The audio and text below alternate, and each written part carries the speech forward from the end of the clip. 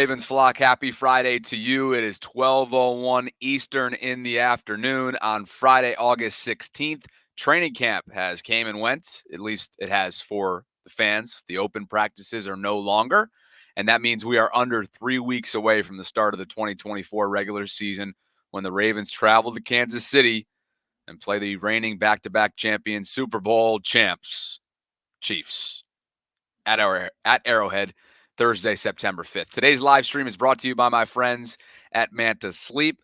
Sarah and her family remain on vacation, I believe. Last I checked, they're in Singapore, so they're having a blast. It's been a couple weeks now, but she will be back in the saddle at some point here soon. Glad you're with me. Like the video if you've been enjoying the content that we've been churning out this time of year. Subscribe to the channel if you haven't already done so, and hit that notification bell so that you can be notified when we're dropping our daily content. Thanks to all of you for already getting after it in the live chat. Kadri is in the building as well. What's up, Q? We will be talking about his son, the 6'6", 241-pound, recently converted to tight end, Kadir Ismail, who's been having a standout camp, and he is indeed stacking practices. So that one of many topics that we will cover today, but we'll begin with a potential disturbing trend that some folks have been taking notice of within the beat community, and that is regarding Ravens rookie Devontez Walker. More on that in just a bit, but spoiler alert, it has been a very, very slow start from Tez out of UNC, and we're going to kind of take a look at maybe why that's the case. Also, news and notes from Thursday's practice. Nate Wiggins is living up to the billing in terms of Nasty Nate and that label that goes along with just a certified dog so far for Nate Wiggins, their rookie cornerback out of Clemson that they selected 30th overall back in April. He returned to practice after that shoulder sprain. We'll give you some details on that and many other things, including a one-on-one featured guest, Press Box's Bo Smoka, for his thoughts and perspective on what he's seen from training camp, being that he's been out there just about every day this summer. But we'll begin with Devontez. Tez is a fourth-round pick, 113th overall out of the University of North Carolina back in April. He certainly had his fair share of adversity with the eligibility issue in his final year with the Tar Heels, but it was a successful one once he got on the football field. And I think the excitement about Tez, first and foremost, is aside from, unlike, I should say, what Rashad and Marquise and Zay had to walk into Baltimore with in terms of pressure, Tez hasn't necessarily had that kind of pressure on him, which kind of makes it even more disappointing that he's had such a slow start. And why isn't the pressure there? Well, there's more assets. There's more investment at the position. There's more playmakers around him than Zay, Rashad, and Marquise, the situations that they walked into when they were selected in the first round, respectively, by Eric DaCosta at different points throughout his tenure as general manager. So I want to be really clear. We're just a few weeks into training camp. Devontez is getting his feet from underneath him. It's long from over, let's say that. It's not hopeless at this point, but it's become very clear that his slow start is concerning some. And that, to me, is a disturbing trend when you think about, in recent history or organizational history, how little of a track record they have of success at drafting wide receivers. Homegrown wide receivers in Baltimore, historically, as we've covered before here on the show, have really struggled. But I want to be clear, just because he hasn't popped yet doesn't mean that we're just going to write off Devontez. That doesn't mean we can't have a conversation about it, though, through one preseason game and through a hefty sample size of training camp so far. Jeff Zrebiec of The Athletic, as good as it gets within the beat community, had this to say in his observations column earlier this morning. It's been a quiet first training camp for Ravens rookie receiver Devontez Walker. The fourth-round pick out of North Carolina had a couple of solid days early in training camp, but he's been unable to build any momentum since. He played 19 snaps in the preseason opener last week and had no catches on just one target. And to be honest with you, remember I was doing the play-by-play of that game on a live stream.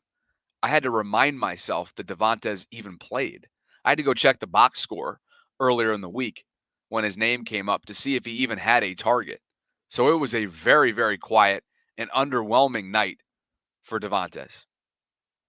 Jeff goes on to write, Walker, who has missed some practice time with a rib injury, wasn't on the field Thursday, which calls into question whether he'll be able to play Saturday against the Atlanta Falcons. And so he may not be 100%. This rib issue may be persistent, but that hasn't been the case all offseason. Walker isn't thought to be in jeopardy of not making the team, but opportunities to gain some traction and push for a role early in the season are getting smaller and smaller for the receiver. Could this be connected to this flurry of veteran signings that we've seen over the last month the Ravens front office make? Anthony Miller is somebody who we continue to talk about. He's flashing. He's connected with Lamar. He's a veteran. He's proven. Yes, he hasn't played a regular season game since 2021, but he's come in and made some noise early. We haven't seen or heard about that noise from Devontez. Sure, during rookie minicamp prior to pads, he was flashing. Remember, it wasn't all that long ago in June that we heard about Tez. He's a vertical threat. He's got great speed. He's athletic. He's a student of the game. Those things, right? We heard those things. But they haven't necessarily carried through once the pads came on. Now, again, this is a guy who's been through his fair share of adversity while at college. And so hopefully for his sake, for the team's sake, because of the investment that they've made in him as a fourth rounder, hopefully this is just a rookie wall. But the unfortunate part is the rookie wall comes right, but not even right before, but before we're still, like I said, we're still under 3 weeks away from the start of regular season play. So he's hitting the wall before actual games have begun. And that to me is kind of concerning.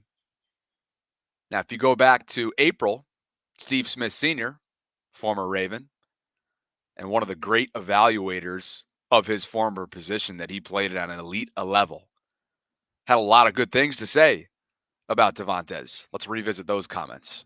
Just believe moving forward, once he gets with a coach that locks him in, that now he's living, breathing football constantly, harping on his game, going into details, looking at the finite little small things about his feet.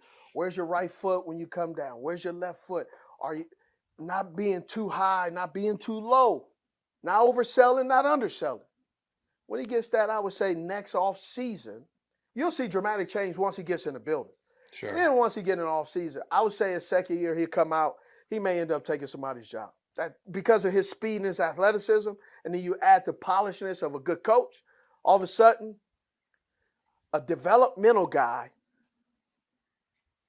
will all of a sudden take your job. So, a developmental guy. Let's keep this all in context here. And while I think it's an early disturbing trend, what we're seeing, let's remember that Steve referred to him as a developmental guy, and perhaps he could take somebody's job in year 2. It's year 1. He's not even halfway through his first ever training camp in this league, and he's been banged up. With that said, and what Robbie is getting at here in the live chat, and many others are as well, I see the conversation going back and forth. We know the dialogue. We know the history here.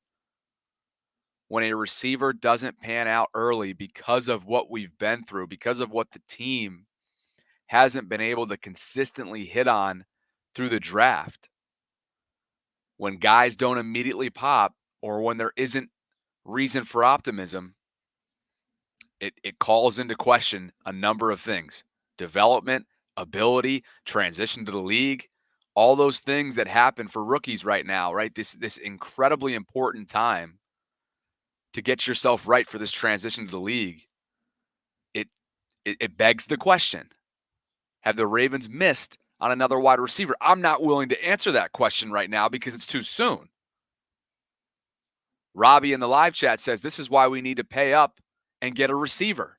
If we can't depend on Bateman's health, which we certainly can't, at least I'm not willing to depend on it, and Tez isn't ready, we're screwed. Now, I wouldn't go that far to say that we're screwed. The Ravens are screwed because they have the deepest tight end room in the entire league.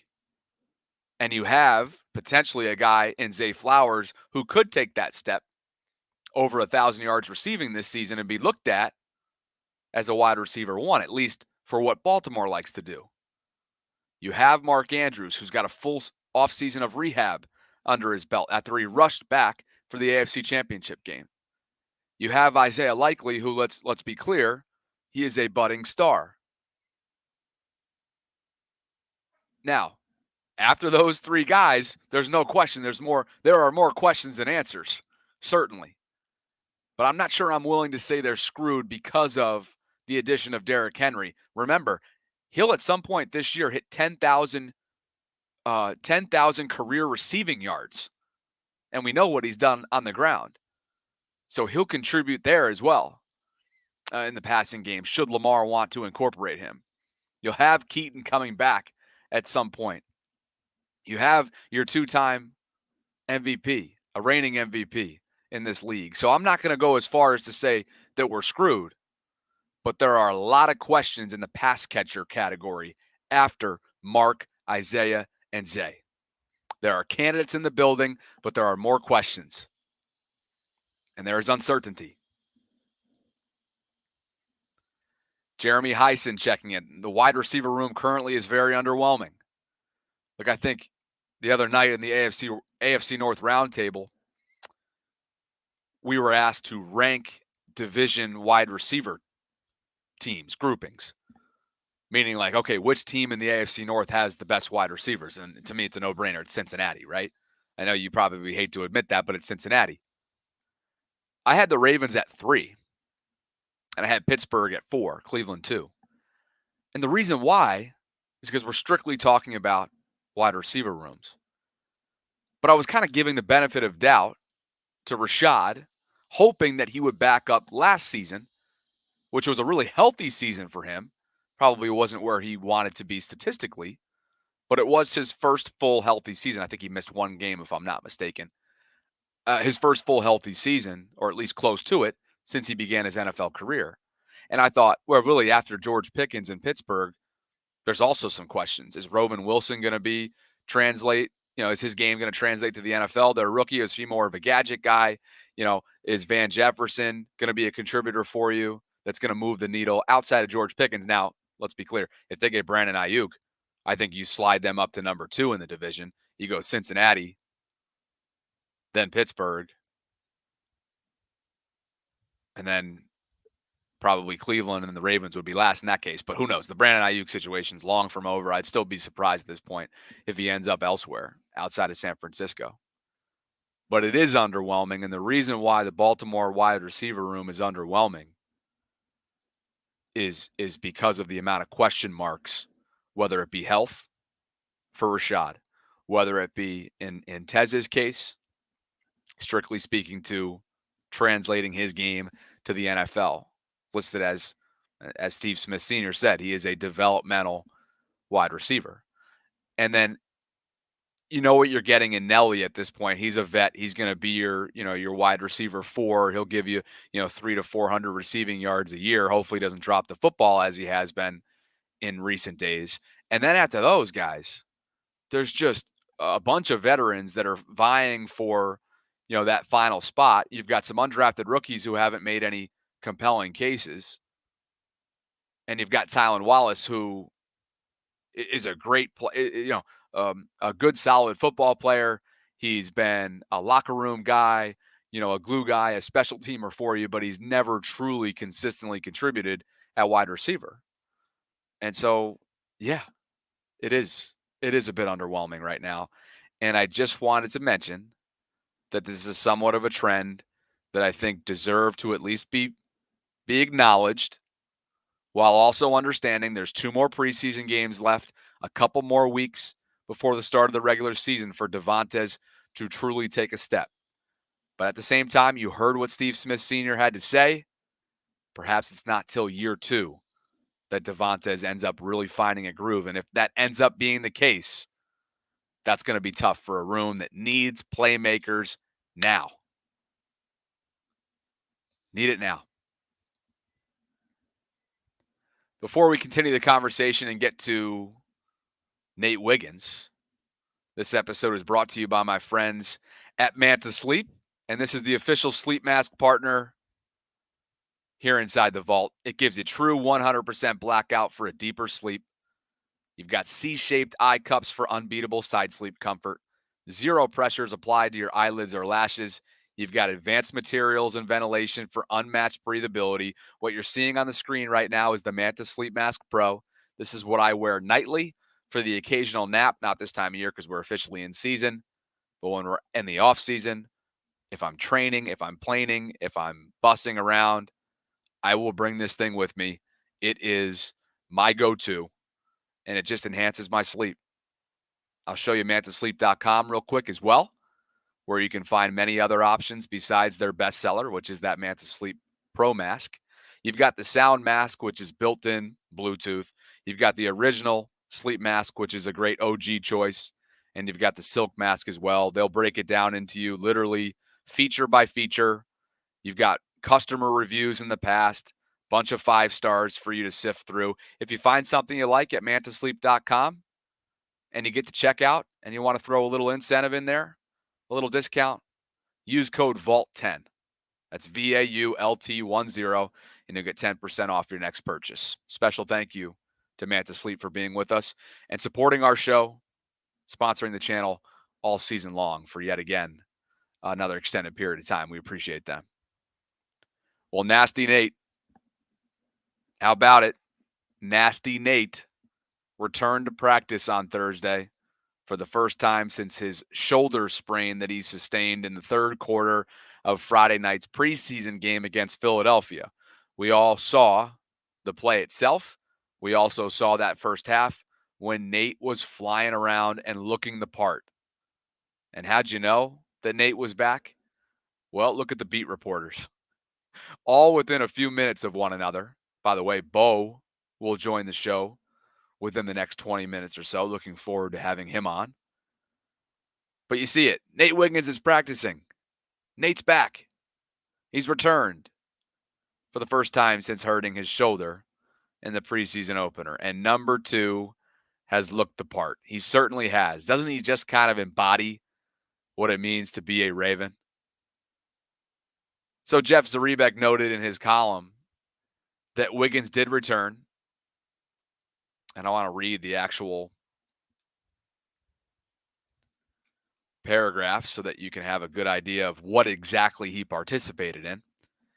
Less than a week after leaving Baltimore's preseason opener with a shoulder injury that necessitated an MRI and created plenty of angst with the fan base, first-round corner Nate Wiggins was back on the practice field Thursday.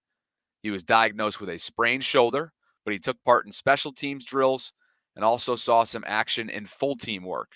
It's probably unlikely he will play on Saturday, but his return to the practice field suggests that Wiggins will be ready to go in week 1.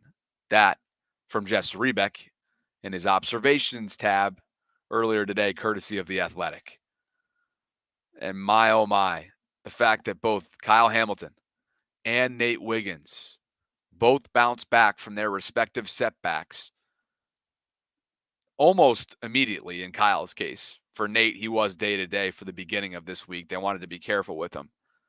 What a welcome sight for the Ravens. What a welcome sight for Zach Orr.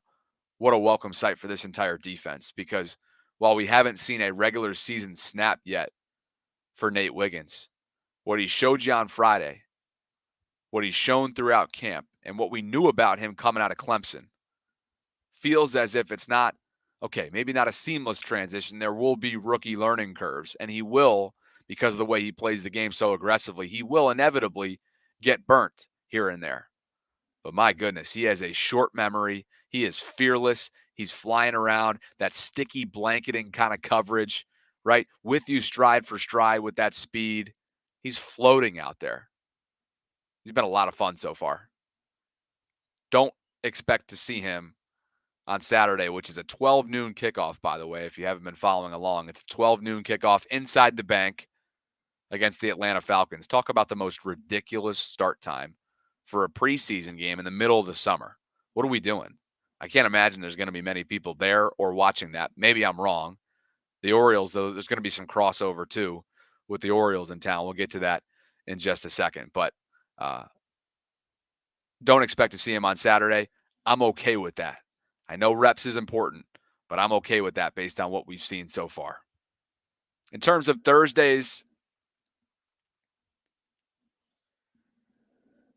practice attendance, Jamison Hensley noting that a dozen Ravens did not participate, Mark Andrews being one of them. I have him up on the screen just because I want it to be clear that he was in that car accident earlier in the week, which he walked away from unharmed.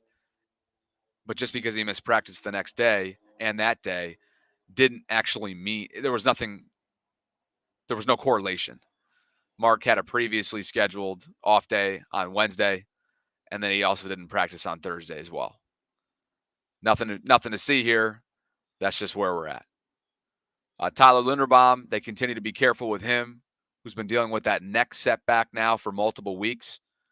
Expect that Ben Cleveland's going to get a lot of run, I would think, at center on Saturday. Both Russell Gage and Devontez Walker did not practice. I mentioned why for Tez, who's dealing with that rib. Rasheen Ali and Keaton Mitchell at running back were not around. Obviously, Keaton remains on the PUP list. And Rasheen is nursing that stinger that he walked away with during Friday night's preseason game. Chris Board and Josh Ross at inside linebacker were down. More on Josh in just a bit later on. Chris Board remains in concussion protocol, and if he's not still in protocol, they're just being careful with him. Arthur Maulette, arthroscopic knee surgery last week. Christian Matthew was down, as were Kyle Hamilton and Sanusi Kane. Don't expect anything to have flared up with Kyle. And then Sanusi also suffered a stinger. We remember that play. He was flagged on it, matter of fact, on Friday night. But I thought he was one of the standout players. Remember, he's their 7th-round pick out of Purdue, first ever Purdue player that the Ravens drafted in their 27-plus year history. You know, he's busting his butt to try and make his way onto the 53-man roster. I like the way he played the game, though. It was good. Couple great plays, too. Couple great tackles in space, particularly on special teams. Brian Wacker of the Baltimore Sun put together some of his notes and nuggets from Thursday. Lamar Jackson hit Zay Flowers for what went for a long touchdown.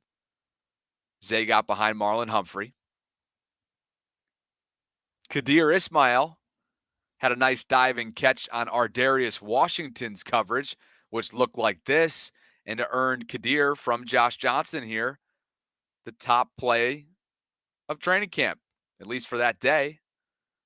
A great outstretched, armed kind of play from Kadir. Again, one more look at it. Ardarius Washington with some good coverage here in the back left of the end zone. Josh puts it right where Kadir can go get it, and watch him secure the football on the way down. I know Q used to secure footballs like that. Well done. And Kadir Ismail continues to put forth day after day of solid performances. And I'm interested in talking to Bo more about this because he tweeted this out earlier. But he wrote that Kadir began this spring as a cool story. A wide receiver and son of a former Ravens player, Kadri, who signed as a rookie free agent and was with his dad's team. He's now a tight end and much more than just the son of a Raven. He has really put together a strong summer on his own merit. Jeff Zaribek's thoughts. Quarterback turned wide receiver turned tight end. Kadir Ismail, who has made a big play in just about every practice this summer, made 2 on Thursday. He caught a Josh Johnson pass and sprinted into the end zone. He then simulated a reverse dunk of the ball over the upright, a celebration that got the crowd going. Easy for Kadir to do at 6'6". Later in practice, Ismail out-dueled defensive back Ardarius Washington, which is the play that you guys just saw, in the corner of the end zone for a touchdown. While Ismail still faces an uphill battle to make the team, given Baltimore's depth at tight end, he's probably improved his stock more than any player since training camp started almost 4 weeks ago. Let's go, Kadir. 6'6", 241. Played his college football at Villanova, then went on to Samford. Got an opportunity for an open tryout during Ravens rookie minicamp. He showed up, showed enough to the powers that be to get an opportunity to be invited to the 90-man roster and join the team for the summer. And now here you have it. He's probably improved his stock more than any player since training camp started almost 4 weeks ago, according to Jeff. Hard not to root for him and hard not to absolutely love this photo right here, courtesy of the Baltimore Banner. Look at these two. First of all, where on earth did Kadir get this kind of height, Q? Because I sure as hell know he's going to be towering over me. But he's towering over you, OG. Look at number 83 out there. What was that number last worn? Willie Snead? Who was before Willie Snead? I can't remember. But look at father and son. I'm loving it. I absolutely love it. And I knew these comments were going to come in right here. This is a classic comment from Burgersworth. Bobby, stop overreacting. He's a late round developmental player. You're talking as if he was supposed to come in and be a difference maker. I think you're referring to Devontez Walker. I'm not overreacting. I think I've been really clear, Burgersworth, about Tez. And while I'm not writing him off right now, I think that there's a trend that needs to be acknowledged. That's all. I thought you were talking about Kadir, though. You must be a little bit behind in the live stream. Anyway, as Bo noted, it's gone from a feel-good story to something that actually, he's deserving of this conversation and has done so on his own merit. So congratulations to Kadir. We'll see how the 53-man roster shakes out. Sure seems like he's a lock right now for a practice squad spot, and you never know. You never know. Tight ends in Baltimore that they haven't had room for on the 53 at the end of the summer. There have been several who have gone on to other opportunities in this league, and perhaps Kadir could be the next example for that. Elsewhere, Justin Tucker met with the media on Thursday. Hilarious photo, by the way. Nice stretch there, JT9. But he said that last week was definitely a good start for the new kickoff rules on Friday night against Philly. It was the first time that this XFL adopted new wrinkle was obviously had in real game speed. He told reporters yesterday that he's going to have 8 or 9 different kicks that he's working on. So Randy Brown, longtime special teams coordinator, assistant to John Harbaugh, you better believe, and I've actually run into Randy a couple times downtown in recent weeks, and he's confirmed this, and it's not a surprise whatsoever. The Ravens special teams group of Justin, long snapper Nick Moore, punter and holder Jordan Stout, Randy, and others, Chris Horton, of course, they have been crunching film this offseason in the lab, trying to figure out how they can best get an advantage with the new kickoff rule. So much so that Justin has 8 or 9 different kicks that he's working on. And you saw it. It was actually a pretty jarring change. Now, the first kick of this new era was super underwhelming. Justin just launched it, and that was that. But you're going to see a lot of movement here. You're going to see a lot of change.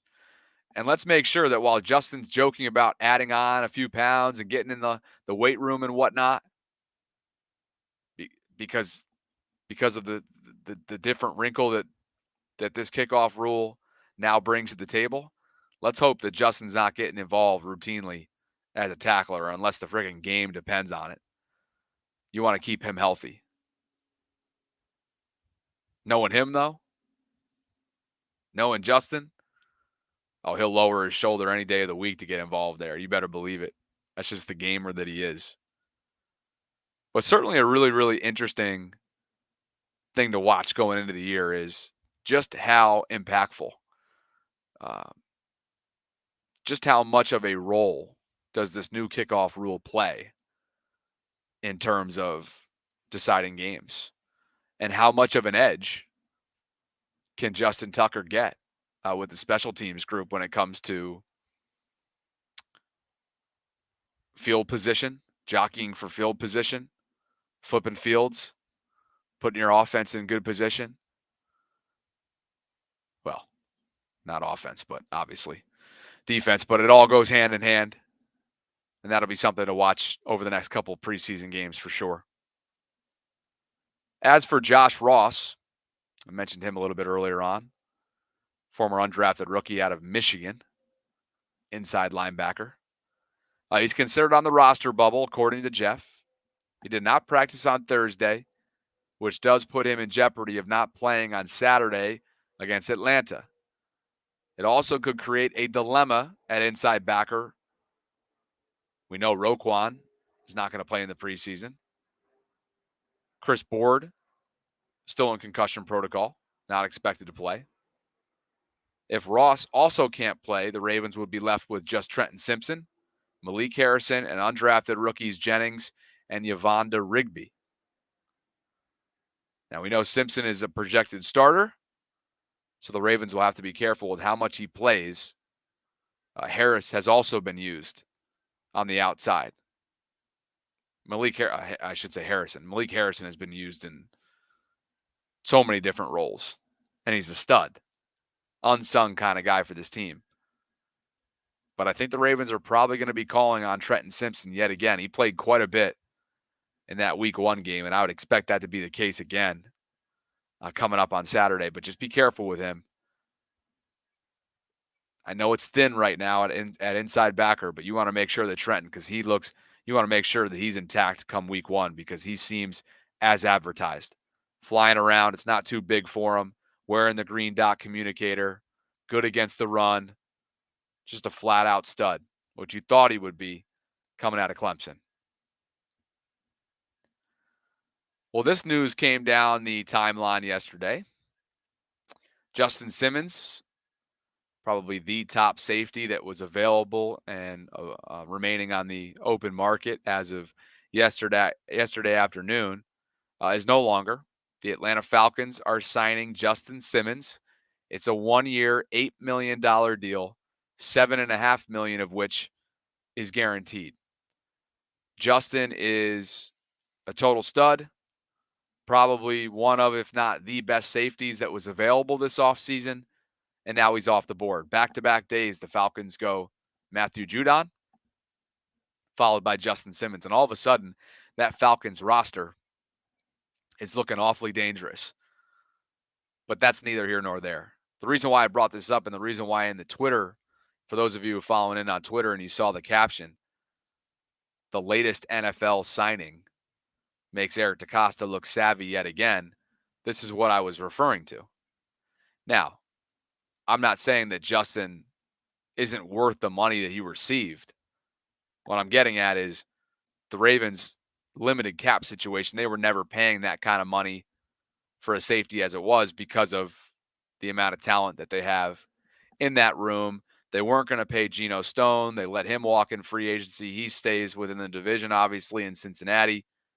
You knew they needed to make a move at some point, given what they have lost.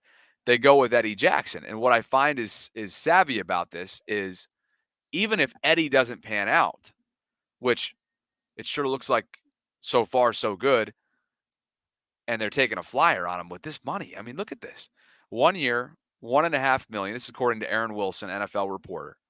The Ravens brought in Eddie Jackson for $1.5 million. It's a signing bonus of $250K, $1 million of in total guarantees, and $750K of his base salary is guaranteed. Now, to be clear, Simmons is a dog, and he was worth the money they received from Atlanta. And of course, he would have helped the Ravens. But given the situation that they find themselves in within the front office, having to play the rules within the constraints of the cap, particularly with your quarterback on a mega deal, which gets harder and harder to team build as the years go on. Now we're going into year 3 of Lamar with that contract. Is it year 3 or year 2? Why am I forgetting this already? It's got to be year 2. Right? Lamar has a mega deal quarterback year 2, I think. Yeah. Regardless, as the years go on, it gets harder and harder. And in some cases, you're hamstrung to that. So this to me was just a savvy move. It's, hey, we feel comfortable with Eddie's medicals. Yes, he hasn't been the same in recent years. Yes, he's not what he once was at the peak several years ago in Chicago. But we have our first 2 safeties in front of him. We really like his veteran experience. We can't pay Justin Simmons. So what's the next best scenario? Let's go bring in Eddie for a really economical deal given where we're at right now monetarily speaking. I just thought that if this works out, and even if it doesn't, no sweat. But if it does work out, man, that's going to be sweet. It's going to be sweet because this is kind of similar numbers to what they got from a Kyle Van Noy a year ago. And you think about what he brought to the team. A lot. 9 sacks to be exact. Jadeveon Clowney was making a little bit more, but he was right around there as well, right? The fact that both of those guys were just above or I think it was just above the veteran minimum a year ago, and they give you 18.5 combined sacks between the two of them. That's a win. That is a win for the Ravens. What do you guys think in the live chat?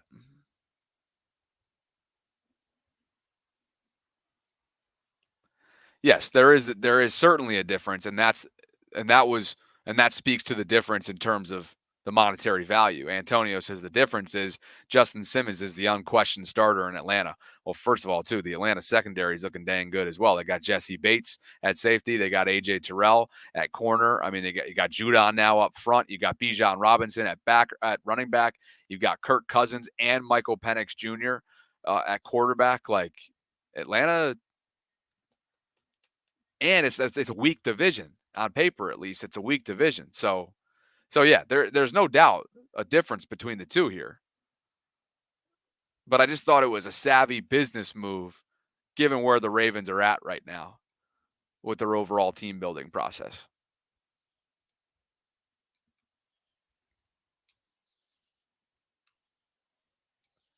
I have Horace Torres says, what the hell is going on with Marcus Williams? I've heard a lot about the safety position and nothing about this overpaid, overhyped guy. I don't think you'd be referring to him like that, Torres, if it weren't for some of the injuries that he's dealt with since the Ravens made a pretty sizable splash on him several free agencies ago, several off seasons ago. If he can stay healthy, this guy's one of the more dynamic safeties in the game. And we already know what Kyle Hamilton's about. For Marcus, it's literally just about staying healthy. And if he is, I love it.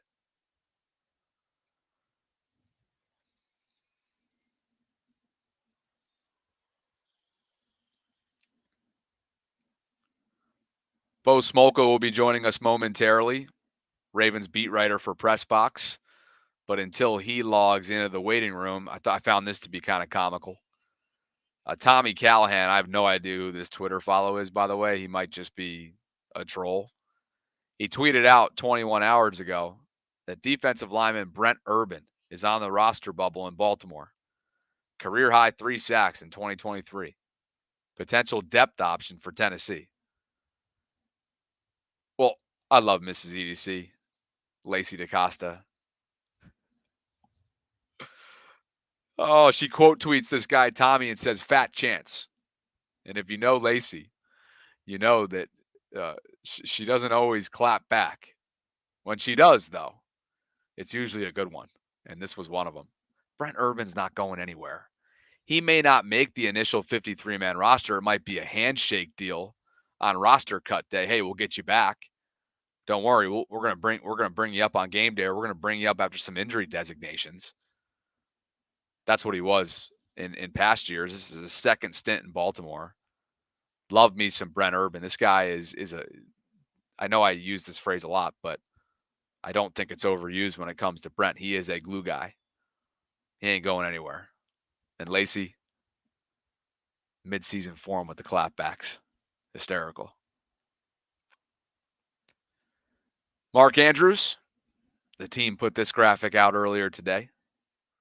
He's got 40 career touchdowns. He's one of 4 tight ends since the 1970 merger to post 40 receiving TDs in the first 6 years of a career. And some were calling for his head this offseason. Some didn't want him. Some within the fan base said, trade him.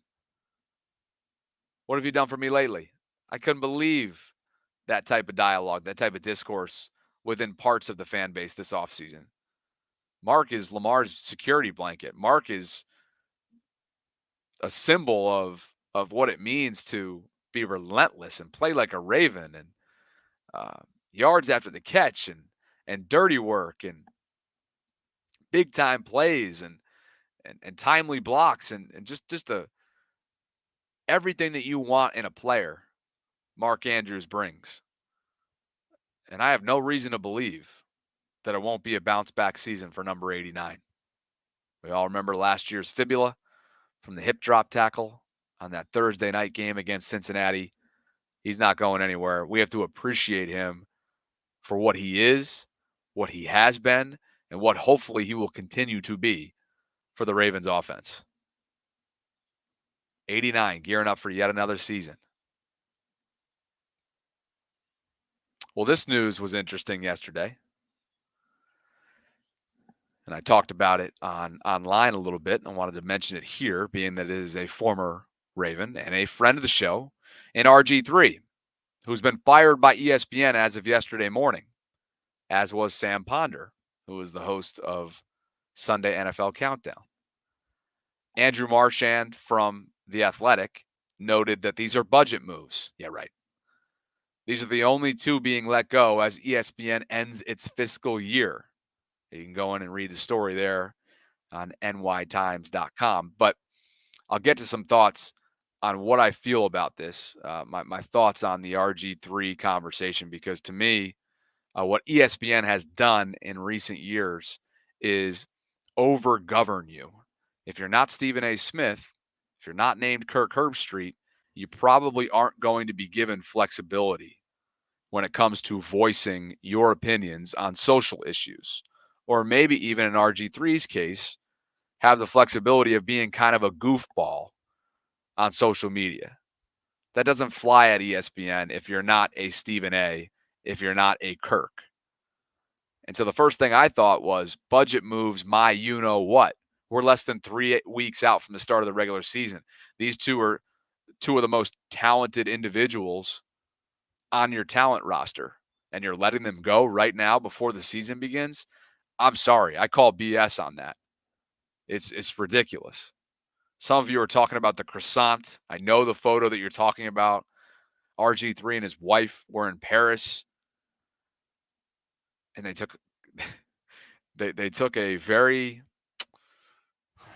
illustrative photo, expressive photo with a massive croissant, and each one of them was biting into it from the opposite side.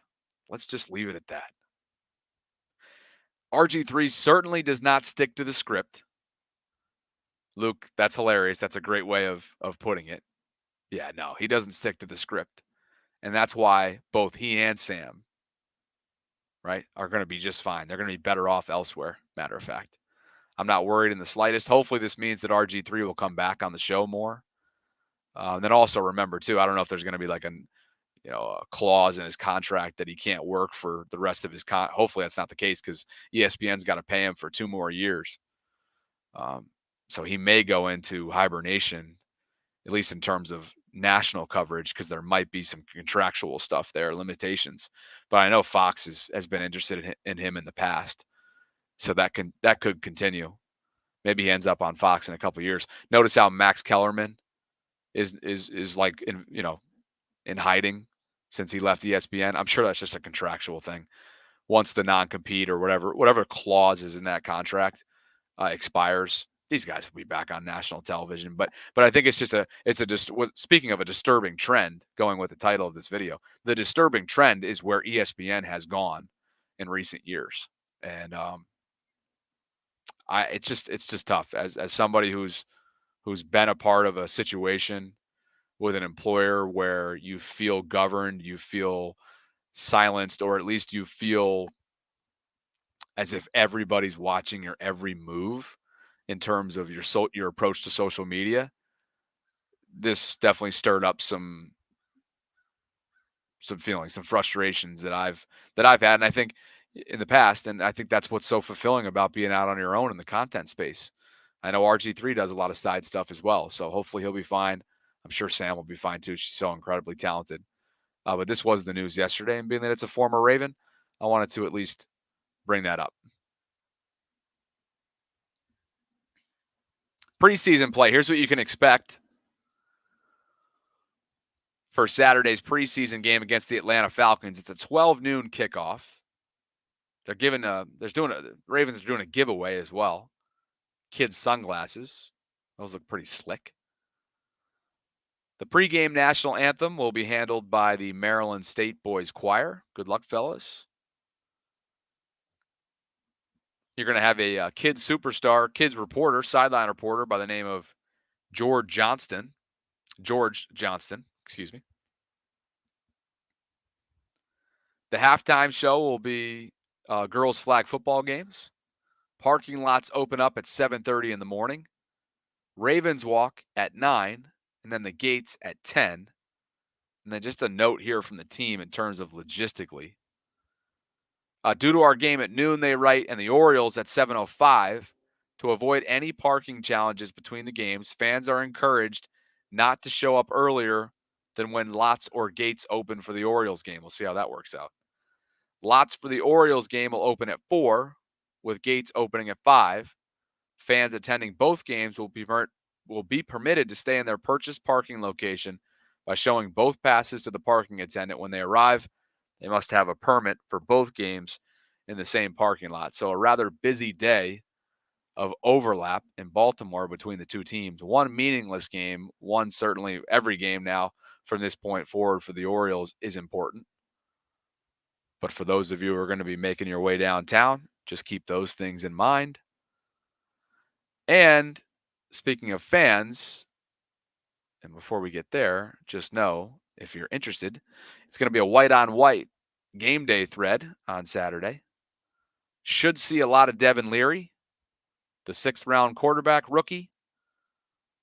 Would like to see more of what we saw, than what we saw on Friday night. Perhaps he could be challenged. He's certainly a roster bubble. He's certainly a bubble player. But could he challenge Josh Johnson as the primary backup? At this point, it sure seems like the Ravens are doubling down. It doesn't seem as if they're going to be rolling with anybody else aside from Josh Johnson, barring something unforeseen over the next 3 weeks. But training camp has come to a close, at least in terms of the sessions that were available to fans. There's Lamar taking a selfie with one, Zay signing a football for another. It's hard to believe. The dog days are right around the corner.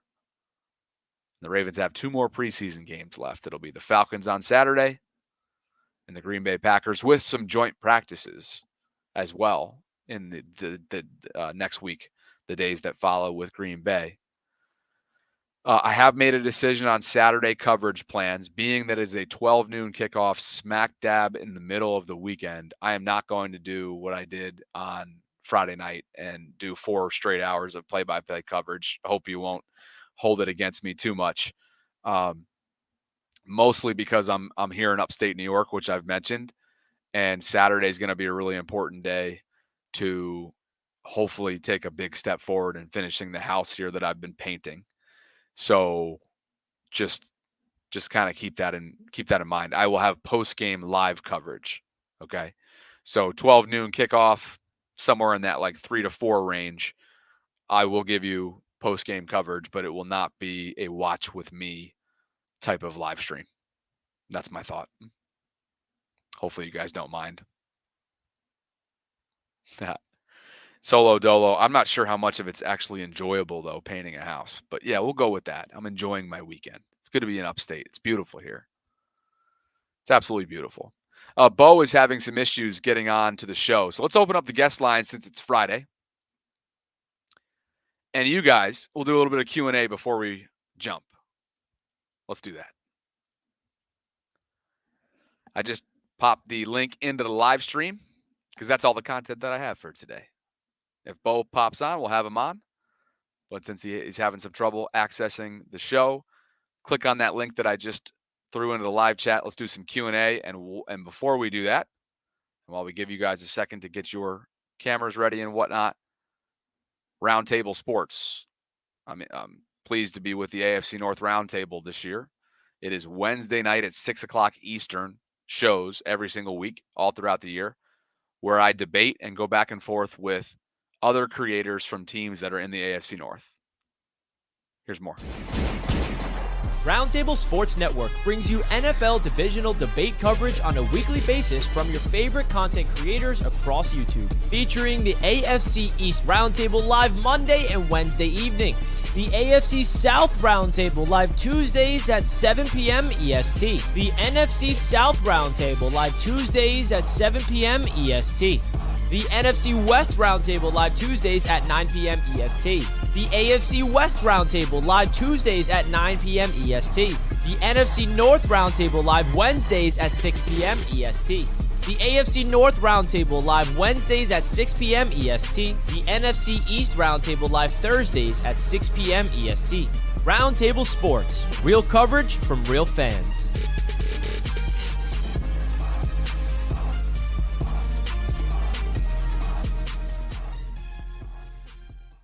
Be doing that for the first time this year. The next show will be Wednesday at 6 o'clock Eastern.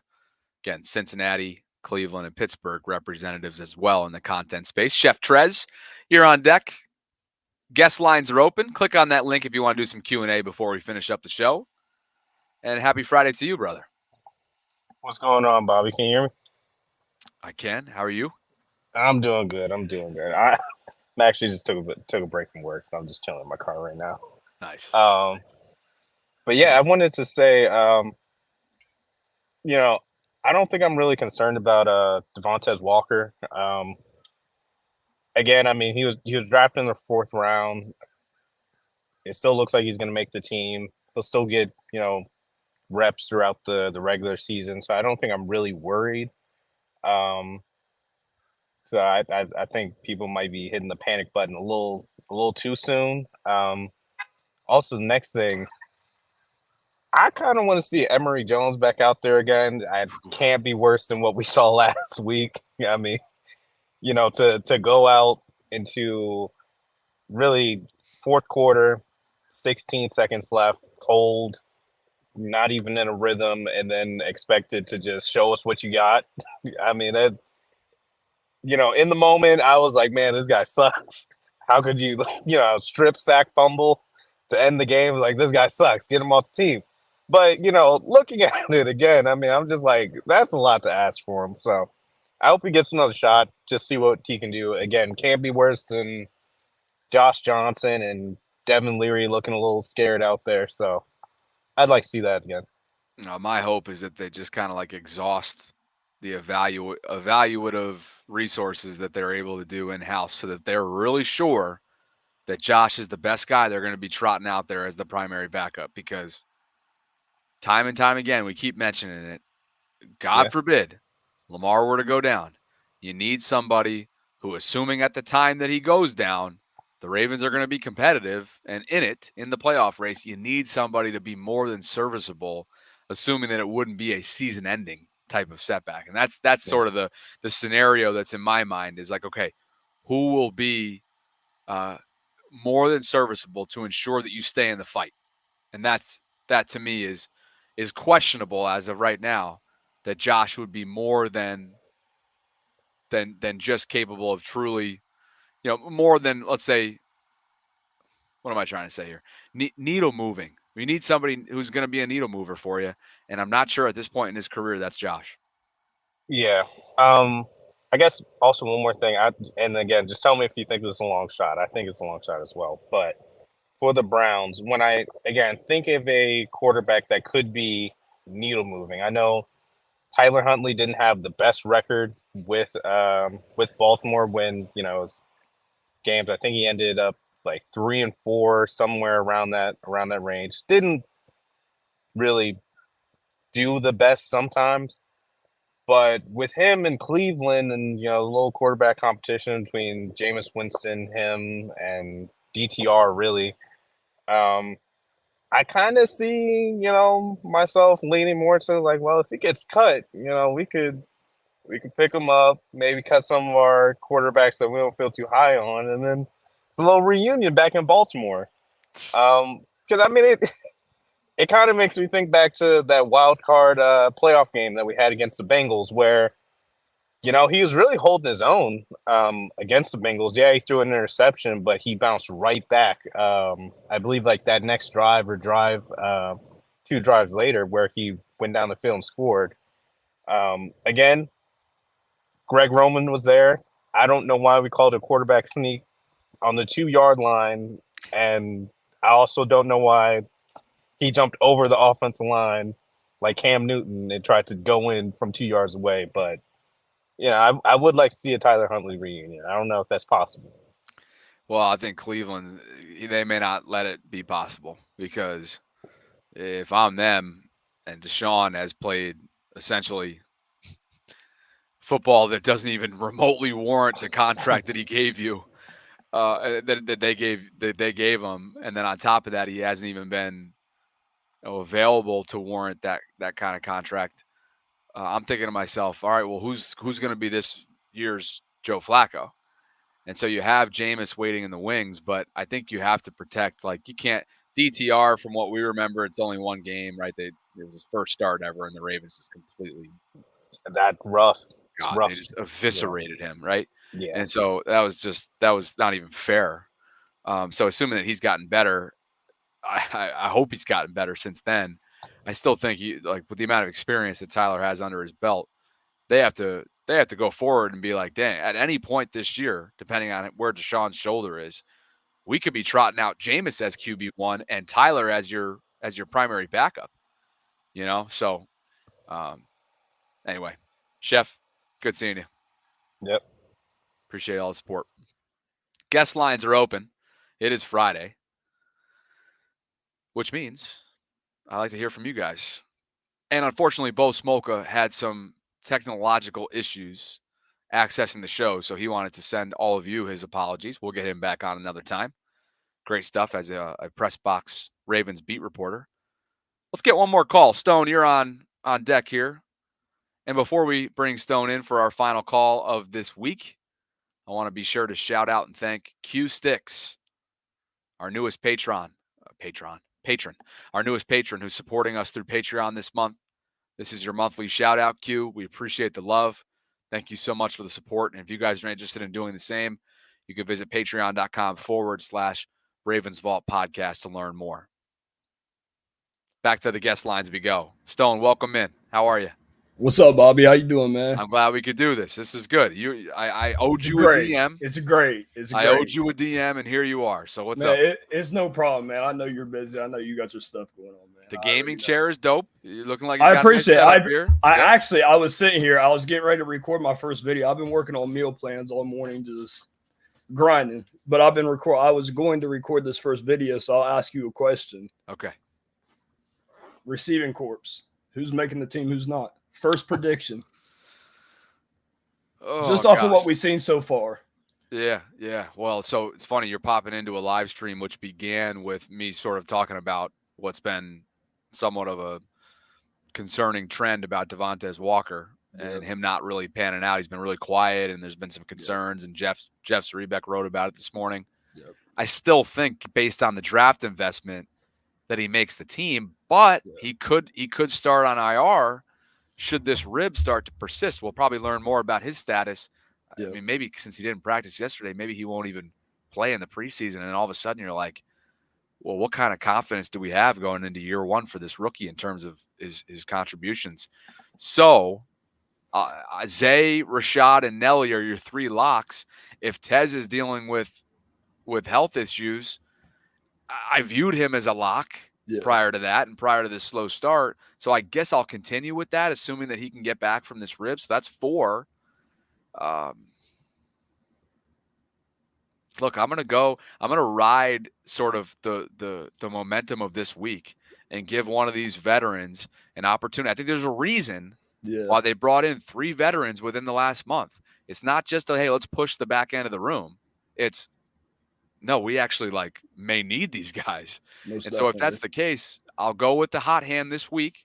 I think Anthony sneaks his way onto this roster. Man, I think you keep Tylen. You keep Tylen because of what he's doing, and then maybe you view Deontay not even in the wide receiver room and just keep him as your primary return specialist. See, and Deontay, it's unfortunate for him because he got signed and we're like, oh, the kickoff rules, all this stuff. But he's just, I don't know what it's been. I mean, he's had his own personal stuff, which we can't judge a player off of stuff like that, especially personal life. But Rashad? No, Deontay Hardy. Hardy. Yeah, just not being at OTAs and all that stuff. We've seemed to see him fall lower and lower into the depth chart. And then there's guys like Tylen Wallace who are out here making plays. Dayton Wade, who's been a hot hand in training camp. And it's just, there's so many different people. And a lot of people aren't talking about it, but it's going to be interesting to see who makes it. Because there's a lot of people who can. There's a lot of people who can't. Well, there's so many candidates, and they go in groupings, right? You've got 3 vets. Mm-hmm. Outside Nelly, you got 3 vets in Miller, Gage, and help me out here with the third. Who the Nelly, Kirkwood. Yeah, Kirkwood too. You got Kirkwood, Gage, and Miller, who are your 3 vets. Yep. That's one grouping. You've got undrafted rookies in Washington, Ryan, Dayton Wade's up there. Wade. Right, so there's at least 3 of those guys. Yeah, not including Malik Cunningham because he's not a former undrafted rookie. So he's in his own. He's in his own category. And that's not to mention Hardy and Wallace, who are your special team guys. It's a deep group. Deep group. So I think to answer your question, I'll go 6 receivers and Deontay on top of that, really as just as your return specialist, being that he has the most experience. But to say that I'm confident about that prediction would be ludicrous because Deontay's barely even played or practiced, and the rest of the room, there's so many questions, which is what we began this live stream talking about. So it's going to be interesting to see how it comes down to it. That 53, it's going to be a rough week. I wouldn't want to be EDC this week because there's going to be some tough decisions. It's going to be tough. Ing is in the building. Oh, you got that boy Stone on? Yes, I do. What's good, Ing? How you doing, man? Yes, I do. I owed him a DM. I did not. I was not very timely with my DMs, but I was doing my annual pre-regular season clean out where I start to make sure that I'm not leaving anybody on red, and you were one of them. So man, it's all good. I appreciate you for popping on, brother. You got a great camera, great setup, and I know you support Sarah and I, so we really appreciate it. Yep, I appreciate it, man. Much love. I'll talk to you soon. Yeah, Stone from Ravens Twitter. I owed that guy a DM, and I owed him an opportunity to come on the show, and I'm glad he took it. With that, Ing, thank you for being here. Thanks to all of you for dropping by. Got to get Ing on at some point before the start of the season, too, I think. We're kind of overdue. Definitely overdue. Let's see. We thanked our new patron, Q-Sticks. I let you know about our Patreon community. Great way to get involved. Special thank you to Man to Sleep for sponsoring this episode and our entire channel all season long. What else? Today's Friday, 12 noon is when the kickoff starts for preseason game number 2. I'll have some live post-game coverage for you as well. Sarah will be back soon. Send her your best wishes through social media. She's finishing up her trip to Thailand, currently in Singapore, if I'm not mistaken. What else? Would love for you to connect with me on social media. As always, you can always find me outside of YouTube, hanging around. A lot of personal content this summer with all the projects that I've been tackling at my mother's. Instagram and Twitter at Bobby Baltimore. The second O, and that O in Baltimore is a 0. Would love for you guys to hang out there. And what else? Yeah, Sarah's been active, Ing. Sarah's been very, very active this summer. She's had a great summer. World traveler indeed, and much deserved. Ing, hope you're doing well, brother. Very different climates we're in right now. I'm sure it's at the point in the summer in South Florida where you probably don't even want to go outside. Meanwhile, I'm on my mother's porch, got a fan above me. I'm feeling good. It feels like fall. I'm seeing fall promos everywhere. I'm at the gym this morning and they're talking about pumpkin spice. I'm like, what are we doing here? Anyway. All right, guys. Appreciate you. Awesome week. Really, really good stuff. And I will catch up with all of you tomorrow. Tomorrow, late afternoon, for a post-game live stream after preseason game number 2. Like the video if you enjoyed it. Subscribe to the channel if you haven't already done so. And hit that notification bell so we can be notified of when we're dropping our daily content. Have an awesome Friday, guys. Enjoy it. And I'll catch you soon. Thanks for being with me here inside the vault.